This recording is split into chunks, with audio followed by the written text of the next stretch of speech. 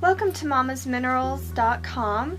I'm Anne-Marie, your host, and right now we're in the middle of making a turquoise and onyx necklace and earring kit that we have available on our website. Now I have completed putting the beads on my necklace, and you can see I have a bead stopper here on each end. And the nice part about this is that because I've left enough wire at the end of my necklace, I have the luxury of lifting up my necklace and making sure it looks exactly the way I want it to look. So from this point, we are going to put our crimp beads on and finish up our necklace. Remove the bead stopper from the end of the soft flex and pick up your crimp beads. The crimp beads we have included in this kit are called tube crimps. String your tube crimp onto the end of the necklace along with your lobster claw closure, and then thread your soft flex back through the crimp bead. Make sure that the wires are not crossed at this point. The crimp tool will secure the crimp bead in place. The hole closest to the handle is used to crimp the bead into the shape of a smiley face and secures the crimp in place. This crimping technique can be used to attach any sort of clasp to any necklace, though here we have a lobster claw as our example. The hole closest to the tip, which is shaped like an oval, is used to round the crimp bead out. Press very firmly to make sure the crimp bead is secure. Make sure to test the strength of the crimp bead by pulling on both sides and making sure it's securely in place.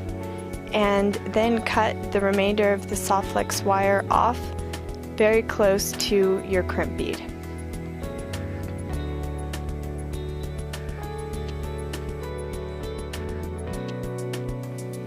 Now remove the second bead stopper from your soft flex wire and put your crimp bead on the end of the wire with your extender. Thread the soft flex back through the crimp bead as close to the final bead of your necklace as possible, making sure that the loop is also the same size as your other loop. Take out your crimp tool and again crimp with the hole closest to the handle that will make your crimp bead into the shape of a smiley face.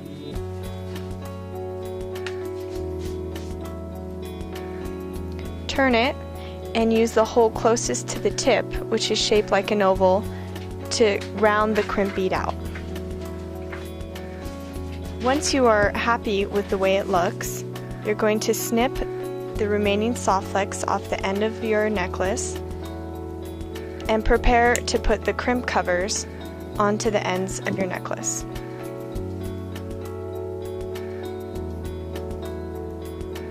This is a crimp cover. It's in the shape of a C.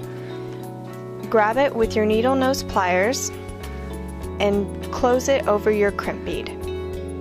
You'll want to close your crimp cover gently over your crimp bead so that you don't smash it. When done properly, it will look as if it is a simple silver bead at the end of your necklace. This is what the finished clasp looks like, showing the crimp covers concealing the crimp beads.